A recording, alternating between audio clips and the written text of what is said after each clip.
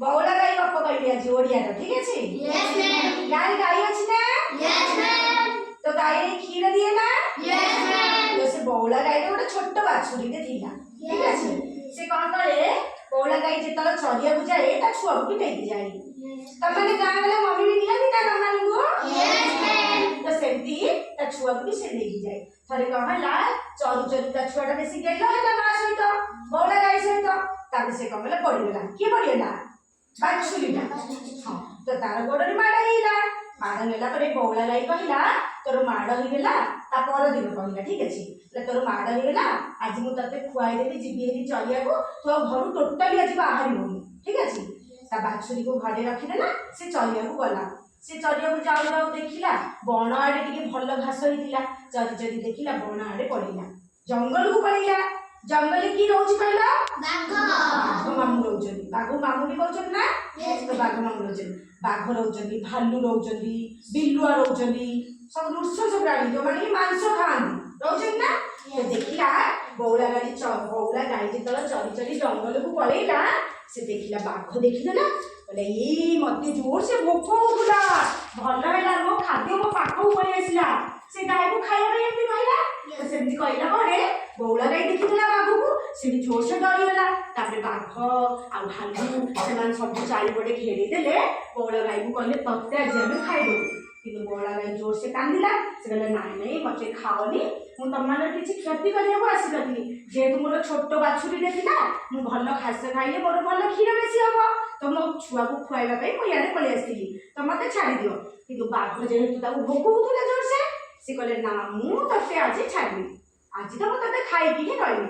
କିନ୍ତୁ ବଉଳା ଗାଈ ବହୁତ ରିକ୍ୱେଷ୍ଟ କଲା ଯେ ମତେ ଖାଅନି ମୋ ଘରେ ବାଛୁରୀଟା ଅଛି ସେ କାନ୍ଦିବ ଆଉ ଗୋଟେ କାମ କର ଯଦି ମତେ ଖାଇବ ଖାଅ କିନ୍ତୁ ମୁଁ ଏବେ ଘରକୁ ଯିବି ହେରି ମୁଁ ଯେତେବେଳେ ସନ୍ଧ୍ୟା ହେବ ମୋ ଛୁଆକୁ କହିକି ତମ ପାଖକୁ ଆସିବି ସେତେବେଳେ ମତେ ତମମାନେ ଖାଇଦବ। ବାଘ କହିଲେ ଜୋରସେ ହସିବାକୁ ଲାଗିଲା। ବଉଳା ଗାଈ ପୁଣି କହୁଛି ପୁଣି ଆସିବ ମାନେ ତାକୁ ମୁଁ ଖାଇବା କଥା ମୁଁ ଛାଡ଼ିଦେଲି ସେ କଣ ଆଉ ଆସିବ କିନ୍ତୁ କହିକି ବାଘ ବିଶ୍ୱାସ କଲା ଠିକ ଅଛି। କିନ୍ତୁ ବଉଳା ଗାଈ ବହୁତ ଥର ତାକୁ ରିକ୍ୱେଷ୍ଟ କଲା ତାପରେ ସେ ଘରକୁ ଗଲା ତା ଛୁଆକୁ ବେଶୀ ଗେଲ କଲା ବହୁତ ଜୋରେ କାନ୍ଦିଲା ବି କାନ୍ଦ ଲାଗିବ ନା ଲାଗିବନି ବାଘ ତାକୁ ଖାଇଦେବ ତା ଛୁଆକୁ ସେ ସବୁଦିନ ପାଇଁ ଛାଡ଼ିକି ଆସିବ ହେରି। ତ ଘରକୁ ଗଲା କାନ୍ଦିଲା ତା ଛୁଆକୁ ବେଶୀକି କ୍ଷୀର ଖୁଆଇଦେଲା ମାରେ ତୁ ଶୋଇଥା ମୁଁ ଯାଉଛି କହିଲା। କିନ୍ତୁ ବାରମ୍ବାର ତା ପିଲା ପଚାରୁଥାଏ ଯେହେତୁ ବାଘ ଖାଇଦେବ ଗାଈକୁ ବି କାନ୍ଦ ଲାଗୁଥିଲା ନା ସେ କ୍ଷୀର ଖୁଆଇଲା ବେଳେ ବି ବହୁତ କାନ୍ଦୁଥିଲା।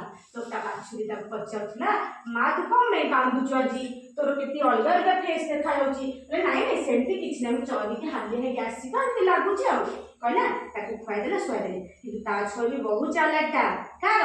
ବଉଳା ଗାଈର ଛୁଆ ଠିକ ଅଛି। ସେ ଦେଖିଲା ମମି କାହିଁ କାନ୍ଦୁଥିଲା କହିକି ସେ ତା ମା ନା କାନ୍ଦୁଥିଲା ଏମିତି କହିକି ଧୀରେ ଶୋଇଲା ବୋଲି ନାଟକ କରେ କିନ୍ତୁ ଶୋଇଲାନି ସେ ତା ମମି କାନ୍ଦୁଛି ବୋଲି ତମେ ମମି କାନ୍ଦୁଥିଲେ ତମକୁ କଷ୍ଟ ହବ ନା?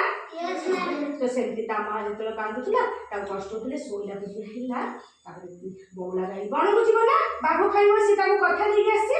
ତ ବଉଳା ଗାଈ ଯେତେବେଳେ ଧୀରେ ଧୀରେ ଗଲା ତା ବାଛୁରୀ ଲୁଚି ଲୁଚି ଲୁଚି ଲୁଚି ପଡ଼ିଲା। ମୋ ମମି କୁଆଡ଼େ ଯାଉଛି କାନ୍ଦି କାନ୍ଦି ପୁଣି ଯାଉଛି ତା ମା ପିଲାଟାକୁ ଛାଡ଼ିକି ଗଲା ନା।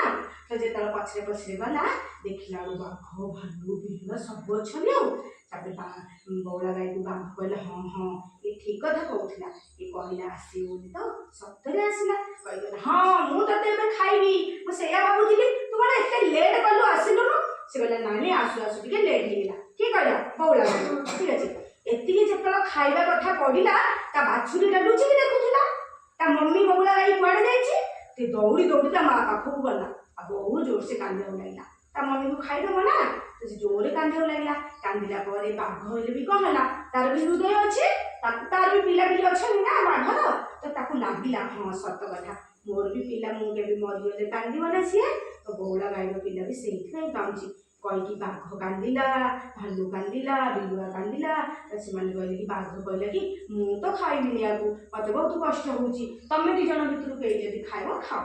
କିନ୍ତୁ ବିଲୁଆ ଆଉ ଭାଲୁ ବି କହିଲେ ନା ନା ଆମେ ବି ଖାଇବୁନୁ ତା ଛୁଆ ଏତେ କାନ୍ଦୁଛି ତା ମା ଛୁଆ କାହିଁକି ଆମେ ଅଲଗା କରିବା ଏମିତି କହିକି ତାପରେ କଣ କଲେ ବଉଳା ଗାଈକି ଛାଡ଼ିଦେଲେ ଠିକ ଅଛି ଛାଡ଼ିଦେଲେ ନା। ତ ସେଇଥିପାଇଁ ଆମେ ବି ଯଦି ତାର କିଛି କ୍ଷତି କରିନଥିବା ତ ଭଗବାନ ଆମକୁ ଉଦ୍ଧାର କରିଦେବେ ସେଇଥିରୁ। ସେ ସତ କହିଲା ବୋଲି ଆସିଲା ସତ କହିକି ଆସିଲା ବୋଲି ଦେଖ ଭଗବାନ ତାକୁ ରକ୍ଷା କରିଦେଲେ। ତ ବଉଳା ଗାଈକୁ ବାଘ ଆଉ ଖାଇଲାନି ଖାଇଲା କି?